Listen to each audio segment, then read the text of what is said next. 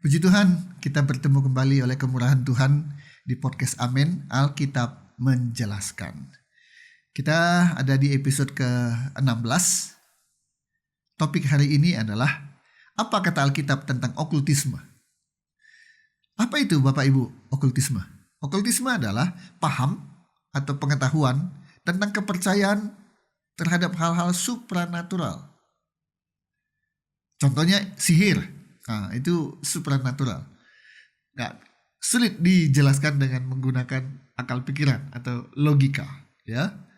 Aneh tapi nyata. Nah.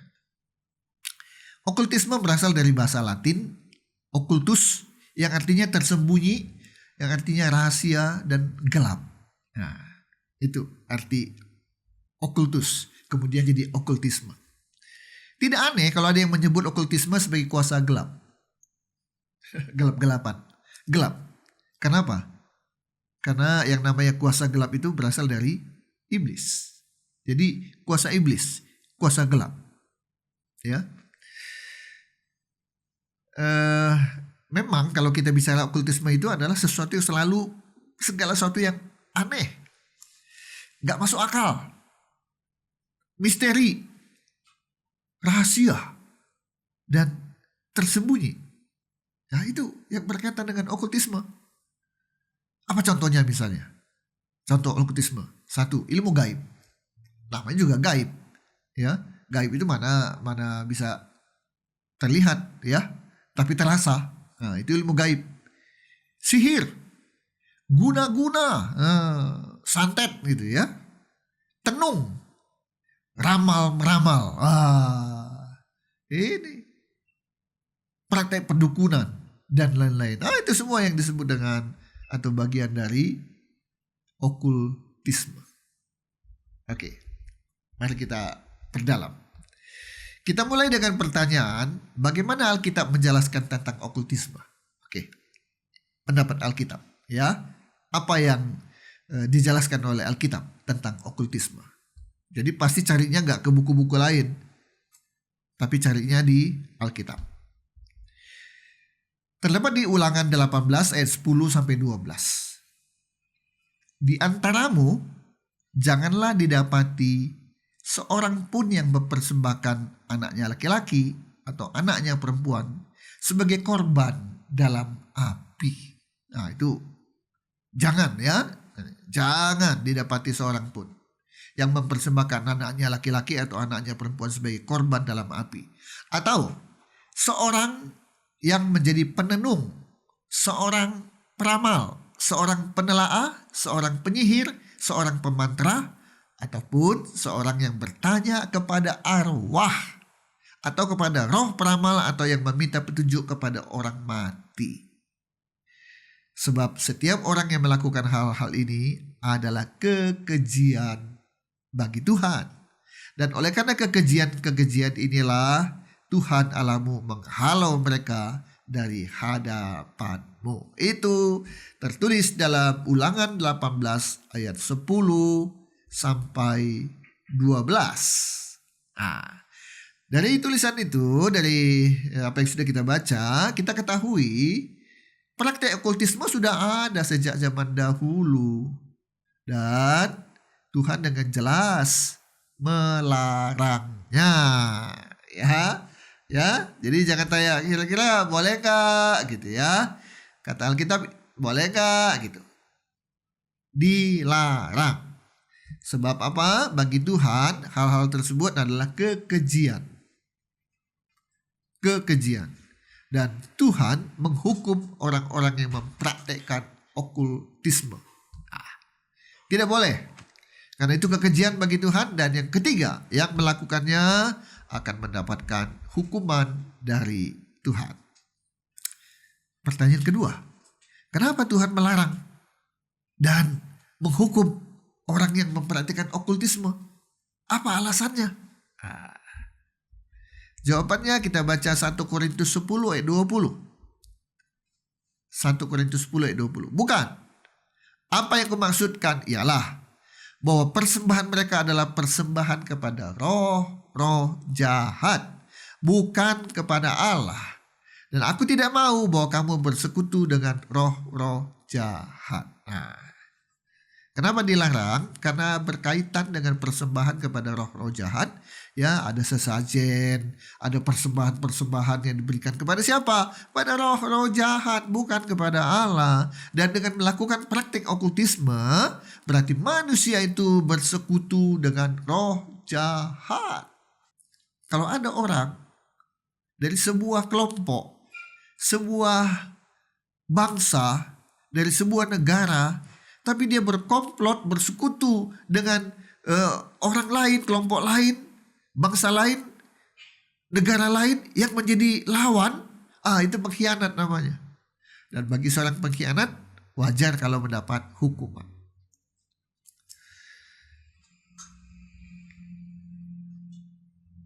Jadi alasannya apa? Kenapa dilarang dan kemudian kenapa harus dihukum? Alasan pertama adalah okultisme berasal dari roh jahat.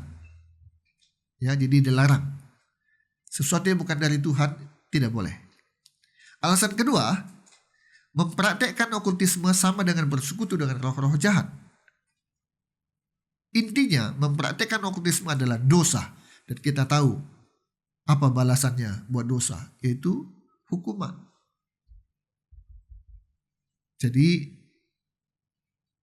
jangan melakukan praktek okultisme, karena ada hukuman bagi orang yang mempraktekkannya. Pertanyaan ketiga, bagaimana cara kerja iblis, setan, dan roh-roh jahat melalui okultisme? Bagaimana cara kerjanya mereka sehingga menggunakan okultisme itu? Ya. Yang pertama, cara kerja mereka adalah menipu. Iblis itu penipu. Kita baca 2 Korintus 11 ayat 14. Hal itu tidak usah mengherankan, sebab iblis pun menyamar sebagai malaikat terang. Ini dia, penyamaran. Ya, menyamar yang bukan sesungguhnya. Bohong, nipu. Mengaku-ngaku sebagai orang dengan cara wajahnya dibuat sama, suaranya dibuat sama. Nah, sekarang zaman AI, foto bisa bicara. Kalau foto kan hanya diem, tapi dari foto bisa jadi berbicara, mengeluarkan suara, bibirnya pun sama seperti yang diucapkan. Nah, kalau bibirnya nggak sama, orang bilang ini nggak benar, ini editan, sebab bibirnya, mulutnya dengan isi suara tidak sama. Ini semua bisa sama. Suaranya pun sama. Padahal bukan yang asli. Jadi iblis bisa melakukan hal itu. Dengan cara seperti itulah dia menipu banyak orang supaya ikut dalam praktek okultisme. Kita tahu ada ilmu hitam dan ada juga sebutan ilmu putih, yaitu okultisme yang berasal, ya bukan berasal dari iblis katanya. Kalau ilmu hitam, ya itu sesuatu yang berasal dari iblis, setan, si jahat. Tapi kalau ilmu putih, itu bukan dari si iblis katanya ya. Ini pengelabuan. Sehingga orang akhirnya ya udah nggak apa-apa, saya kan ikut ilmu putih bukan ilmu hitam. Okultisme saya adalah yang putih bukan yang hitam. Kalau hitam berasal dari iblis, kalau yang putih bukan. Orang terpedaya ikut masuk ke dalam praktek okultisme. Padahal bukan. Ya, bukan dari malaikat, apalagi dari Tuhan. Bukan. Nah, jadi cara kerjanya adalah dengan berbohong, dengan menipu. Cara kedua adalah membuat sebuah kejadian, perbuatan yang ajaib. Itu buat orang terpukau. Manusia selalu terkagum-kagum, terheran-heran kalau melihat sesuatu yang aneh, yang rasanya gak mungkin, tapi terjadi. Nah, lihat sulap saja, orang sudah, kok bisa ya? Gitu ya. Kok bisa? Luar biasa. Aplaus, tepuk tangan. Itu baru sulap. Tapi iblis lewat okultisme melakukan suatu perbuatan-perbuatan yang luar biasa. Ajaib gitu ya. Kita buka 2 Tesalonika 2 ayat 9. Kedatangan si pendurhaka itu adalah pekerjaan iblis. Dan ini dia, akan disertai rupa-rupa perbuatan ajaib, tanda-tanda, dan mujizat-mujizat palsu. Sudah diingatkan, kalau iblis melakukan sesuatu, perbuatan ajaib bisa dia lakukan. Tanda-tanda dan mujizat-mujizat, padahal semuanya palsu. Itu cara iblis, cara kerjanya. Narik dulu perhatian, narik dulu keterbukaan manusia, ya, sehingga akhirnya percaya, bersedia bersekutu dengan kuasa itu yang luar biasa. Misalnya, kenapa ikut? Pengen sembuh, pengen kekayaan, pengen keberhasilan, popularitas, dan lain-lain. Ternyata lewat kuasa ini bisa ini. Tapi iblis lo, setan, enggak. Ini ilmu putih, okultisme putih. Bohong, ya. Yang pertama tadi cara kerjanya bohong. Yang kedua, muncul kejadian-kejadian, perbuatan-perbuatan ajaib yang bikin manusia terpukau, buat manusia jadi mau ikut menjadi pengikutnya iblis lewat okultisme. Iblis itu bukan hanya pintar Bapak Ibu sekalian, tapi licik. Dengan perbuatan-perbuatan ajaib yang dia lakukan, dia akan bilang gini, udah, kamu gak usah beriman lagi sama Tuhan, ya, karena Tuhan itu lambat. Coba kamu butuh Tuhan, doa sehari gak dijawab, seminggu gak dijawab, sebulan gak dijawab, setahun gak dijawab, lambat lah. Udah, ikut aku, talk share, cespleng, cepat. Ya, jadi ikut aku. Terus yang kedua, iblis bilang, kalau ikut Tuhan, berharap pertolongan Tuhan, terlalu banyak syaratnya. Gak boleh begini, gak boleh begitu, gak boleh buat dosa. Iblis bisik, padahal bikin dosa itu kan enak kan? Dia aku gak bisa, bebas. Waspadalah tipu daya si iblis yang mengajak untuk menjadi pengikutnya, beriman pada kuasa-kuasanya. Waspadalah, ujungnya maut. Ya, sangat berbahaya. Hati-hati, jangan terperdaya. Ya, itu cara kerjanya iblis, berbohong, menipu, dan lewat perbuatan-perbuatan yang ajaib, tapi semuanya itu mujizat palsu. Pertanyaan keempat, apa saja contoh okultisme dalam kehidupan sehari-hari? Nah, ini Bapak Ibu penting ya. Seringkali kita merasa itu bukan apa-apa, itu nggak masalah, okultisme hitam, ini okultisme putih gitu ya. Sehingga kita terjebak, walaupun kita sebagai anak Tuhan, orang Kristen, tapi tetap ternyata tanpa sadar, tanpa sengaja, kita mempraktekkan okultisme. Apa itu contoh-contoh kehidupan sehari? Ya, okultisme. 1. Horoskop, ramalan bintang atau zodiak. Ya. Dulu banyak kan di koran-koran, di majalah-majalah, setiap minggu muncul bintang Anda hari ini. Bahkan ada lagu, ya, bintangku bintangmu. Wah, getol manusia, pengen tahu ramalan asmara, ramalan keuangan, gitu ya, nasib. Berdasarkan apa? Bintang atau zodiak. Yang kedua, primbon. Ada hari baik, ada hari buruk. Kalau menikah harus tanggal ini, kalau tanggal itu tidak baik. Mau bepergian harus cari dulu tanggalnya. Buka usaha, buka toko harus cari dulu tanggalnya. Berikutnya kartu tarot. Ramalan berdasarkan garis tangan. Ramalan berdasarkan garis wajah. Ramalan jodoh, ramalan nasib, dan lain-lain. Itu contoh-contoh okultisme dalam kehidupan sehari-hari. Kita baca dulu Yesaya 47 ayat 13. Engkau telah payah karena banyaknya nasihat. Biarlah tampil dan menyelamatkan engkau orang-orang yang meneliti segala penjuru langit, yang menilik bintang-bintang dan yang pada setiap bulan baru memberitahukan apa yang akan terjadi kepadamu. Ya, ini sudah ditulis, ada orang yang menilik bintang-bintang, meneliti segala penjuru langit. Kemudian ditafsirkan dan keluarlah hal-hal yang nanti disebutkan bahwa ini berdasarkan bintang, langit, tanda-tandanya muncul. Ini saya sudah mengingatkan itu. Nasihat-nasihat yang bikin orang jadi payah, ya. Manusia ingin tahu nasibnya bulan depan apa, tahun depan apa, ingin tahu siapa jodohnya, ingin tahu apa yang terjadi nanti. Makanya banyak orang mencari peramal karena ingin tahu. Yeremia 10 ayat 2,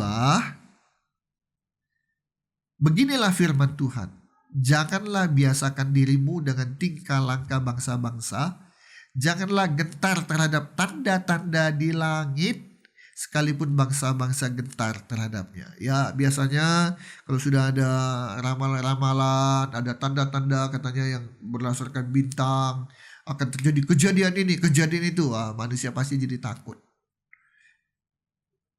Supaya tidak takut, cari pegangan. Salah satu, kalau sudah lihat tanda-tanda ajaib,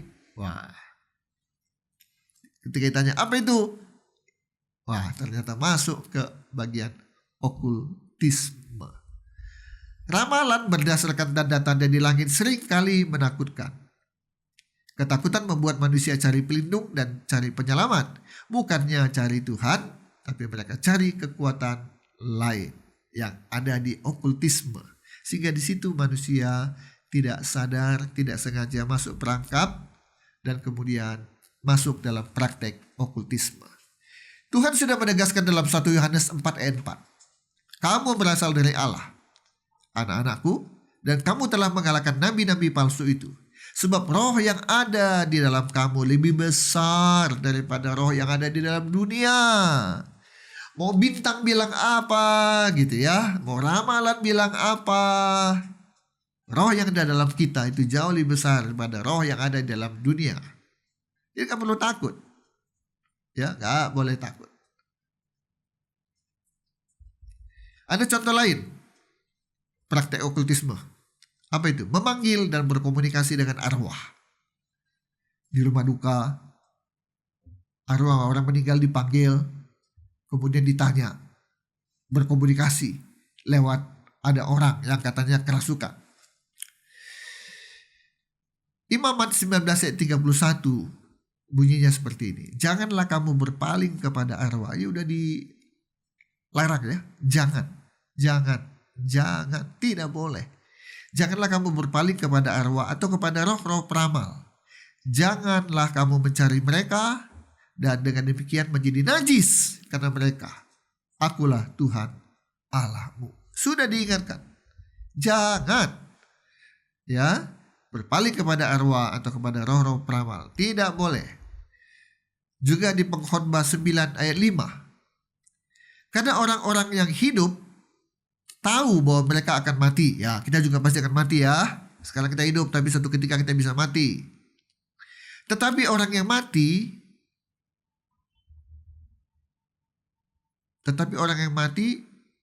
tidak tahu apa-apa, tak ada upah lagi kepada mereka. Bahkan kenangan kepada mereka sudah lenyap, selesai, berlalu. Jadi orang mati itu gak tahu apa-apa ya. Jadi gak bisa tanya ke siapa, tanya kepada orang hidup. Orang hidup aja gak semua yang bisa kita tanyain. Mau tanya ke matematika, tanyalah pada guru matematika. Atau murid-murid yang pintar matematika, boleh ditanya kepada mereka. Tapi tanya resep kue kepada yang bukan tukang kue, ya gak bisa, gak cocok, dia gak akan tahu. Ya, orang mati itu gak bisa apa-apa, gak tahu apa-apa. Ditanyain, ya keliru. Tapi dia bisa jawab, ya yang jawab itu bukan yang meninggal, tapi ada roh jahat yang masuk ke dalam orang itu. Kalau sudah bicara adanya unsur roh jahat, itulah dosa. Maka Alkitab melarang. Sekali lagi, Bapak Ibu sekalian, orang mati udah nggak tahu apa-apa dan tidak bisa apa-apa. Jadi jangan ditanya-tanyain ya arwahnya.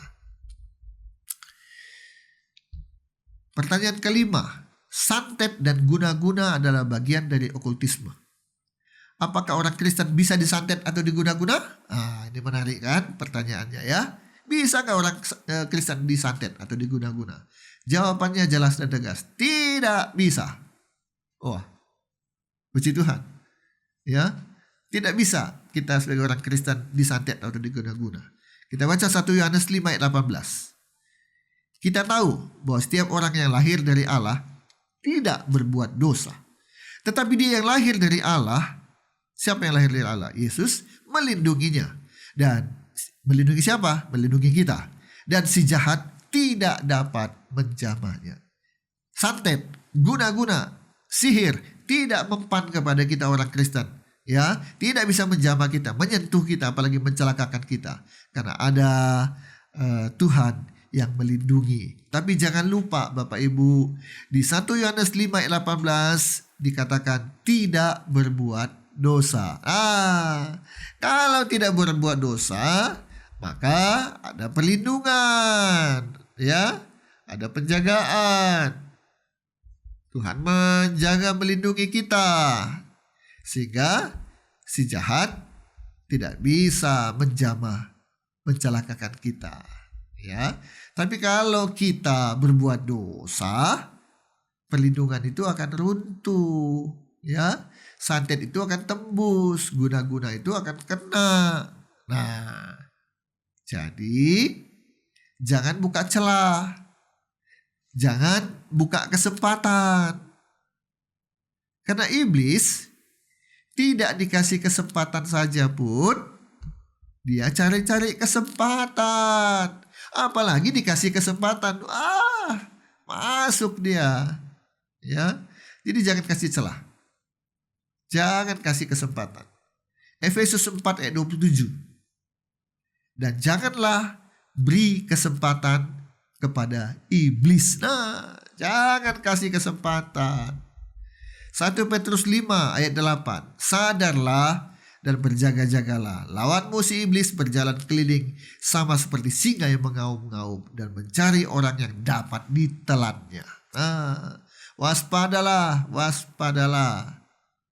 Jangan kasih kesempatan pada iblis. Jadi guna-guna gak akan mempan pada orang Kristen yang tetap setia kepada perintah Tuhan, tidak melanggarnya dan tidak berbuat dosa. Maka dia dilindungi.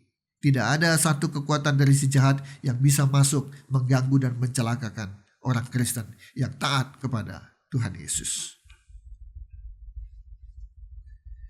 Pertanyaan ke-6. Bolehkah orang Kristen pakai jimat? Atau pegang jimat untuk berjaga-jaga dan sebagai pelindung? Boleh nggak? Ayo. Matius 6 ayat 24. Tak seorang pun dapat mengabdi kepada dua tuan. Karena jika demikian, ia akan membenci yang seorang dan mengasihi yang lain. Atau ia akan setia kepada yang seorang dan tidak mengindahkan yang lain. Kamu tidak dapat mengabdi kepada Allah dan kepada Mammon. Kalau sudah beriman kepada Tuhan, tidak lagi beriman kepada yang lain. Walaupun yang lain itu sepertinya bisa menunjukkan suatu yang luar biasa, menunjukkan suatu kekuatan, kekuasaan, bisa cepat memberikan kekayaan, memberikan jabatan dan sebagainya. Jangan. Kalau Yesus, tetap Yesus. Sekali Yesus, tetap Yesus. Jangan berpaling kepada yang lain. Yeremia 17 ayat 5. Terkutuklah orang yang mengandalkan manusia, yang mengandalkan kekuatan dirinya sendiri dan yang hatinya menjauh jauh daripada Tuhan. Jimat itu membuat kita jadi percaya diri. Jimat membuat kita, apalagi bilang, jimat ini akan buat kamu kebal. Waduh, kayaknya dunia ini milik kita. Nantang sana, nantang sini, nantang situ. Kenapa? Yakin saya nggak bisa dikalahkan. Tidak boleh ya. Tidak boleh menggunakan jimat, pegang jimat, yang nanti kita jadi bukan fokus lagi kepada Tuhan, tapi fokus mengandalkan manusia aja nggak boleh, apalagi mengandalkan kekuatan di luar manusia. yang dianggap supranatural, yang berasal dari roh jahat, atau terkelabui dengan ilmu putih, okultisme yang putih. Jangan sekali-kali, ya, tidak boleh. Orang Kristen sudah pernah pegang jimat dan apalagi sampai hari ini pegang jimat, harus lepaskan jimat itu. Pertanyaan ketujuh, kalau ada orang Kristen yang terlanjur pakai dan pegang jimat, apa yang harus dilakukan? Ya, Kisah Para Rasul 19 ayat 19. Banyak juga di antara mereka yang pernah melakukan sihir, mengumpulkan kitab-kitabnya lalu membakarnya di depan mata semua orang. Nilai kitab-kitab itu ditaksir 50.000 uang perak. Wah. Ada kitab-kitab yang mengajarkan tentang sihir, ya. Itu dibakar. Sekalipun, tapi ini mahal ini, susah dicari ini barang langka. Semua orang berebut pengen punya kitab ini, gitu ya. Dibakar. Ulangan 7 ayat 25, patung-patung Allah mereka haruslah kamu bakar. Nah itu patung-patung yang akan disembah, dianggap memberikan suatu kuasa, dianggap patung itu punya kekuatan, bakar, habis gitu ya. Haruslah kamu bakar habis. Perak dan emas yang ada pada mereka janganlah kau ingini dan kau ambil bagi dirimu sendiri, supaya jangan kau terjerat karenanya. Sebab hal itu adalah kekejian bagi Tuhan Allahmu. Ada sesuatu jimat yang kecil tersembunyi, ya, disembunyikan di tubuh, di bagian mana gitu ya. Tapi ada juga yang berbentuk patung, bisa kecil, bisa besar. Dianggap punya kekuatan, bisa menjaga, bisa melindungi. Bakar, habis. Ya, karena itu kekejian bagi Allah. Kekejian bagi Tuhan. Jadi Bapak Ibu, menyimpan aja pun tidak boleh, apalagi memakainya, menggunakannya. Ya, tidak boleh. Jangan. Sudah dilarang. Kalau dilanggar berarti dosa. Upahnya adalah maut dalam kekekalan, tempatnya di neraka. Ya, jadi kalau sudah punya, bakar. Panggil hamba Tuhan, bakar dalam nama Tuhan Yesus. Dan nanti dia ngamuk gitu ya. Nanti dia marah. Dia nyerang. Roh yang ada dalam kita lebih besar daripada roh yang ada di dalam benda-benda itu. Ya, percayalah, Tuhan kita Tuhan yang tidak hanya berkuasa, tapi Tuhan yang maha kuasa. Jadi jangan pernah ragu, hancurkan, bakar di dalam nama Tuhan Yesus. Karena roh itu tunduk, takut kepada Tuhan kita, Tuhan Yesus Kristus. Cukup segini dulu pembahasan kita tentang okultisme. Semoga kita semua bisa lebih paham dan tahu bahwa itu tidak boleh. Jangan sekali-kali terpedaya. Dan bagi yang sudah, jalan keluarnya bakar. Lepas dari keterikatan kepada okultisme. Kita ketemu kembali minggu depan di episode ke-17, di mana topik minggu depan kita akan bahas tentang mujizat. Ya, tentang mujizat. Tetaplah dukung kami dengan doa, dengan dana, like, subscribe, share, supaya makin banyak orang yang lihat video ini semakin diberkati, imannya semakin dikuatkan. Saya Yunus Timotius, Tuhan Yesus memberkati kita semua. Amin.